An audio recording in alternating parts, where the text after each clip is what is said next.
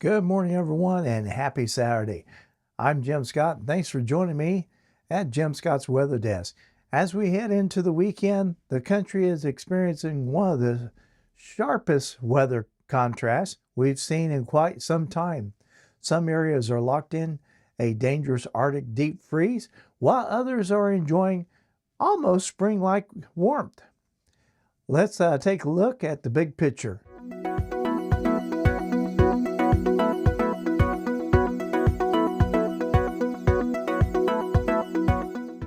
Right now, the United States is split by a dramatic temperature tug-of-war. Across the eastern third of the country, Arctic air remains firmly in control, bringing cold temperatures and dangerous wind chills.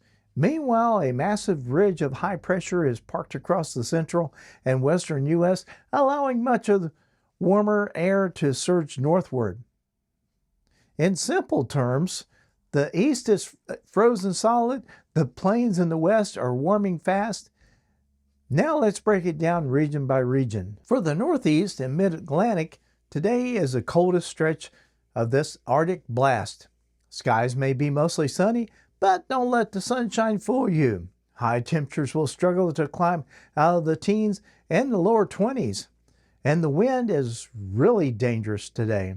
Strong northwest winds gusting between 40 and 50 miles per hour will push wind chills down into the negative teens, even as low as 20 to 30 below zero in parts of New England and the interior Northeast.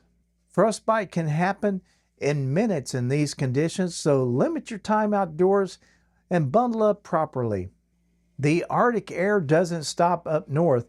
It plunges all the way into the southeast across Georgia and the Carolinas. After snow showers moved through Friday, temperatures are now crashing.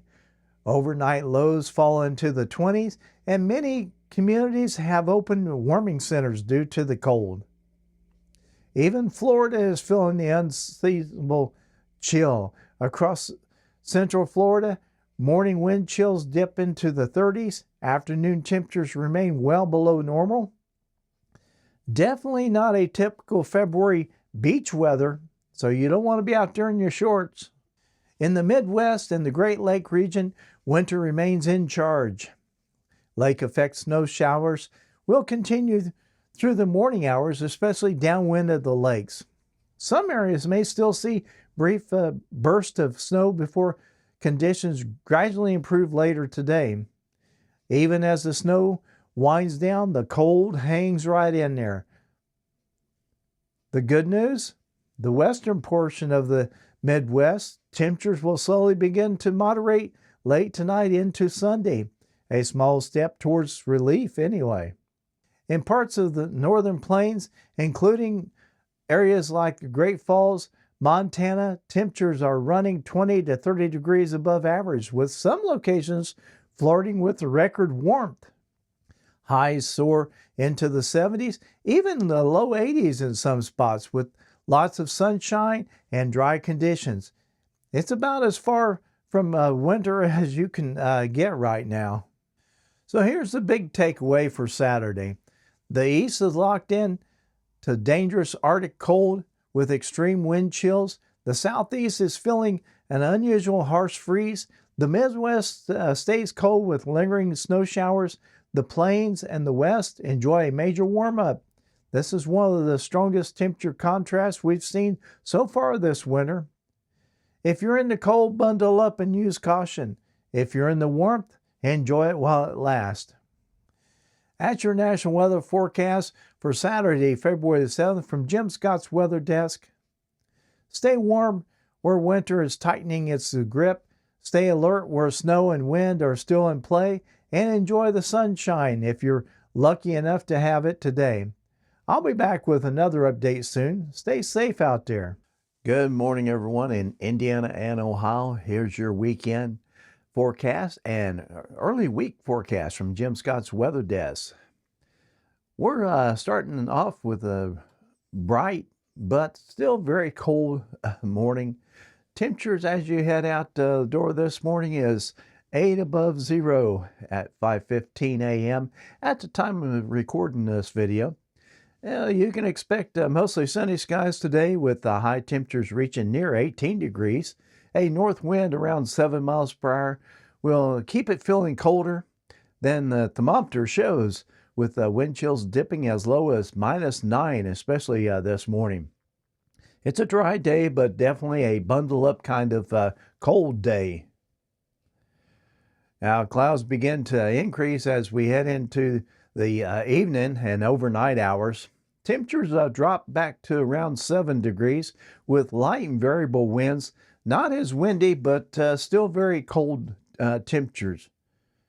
We start today, Sunday, with cloudy skies and a small chance of light snow, mainly between 7 a.m. and 1 p.m., as shown here on the radar for the futurecast.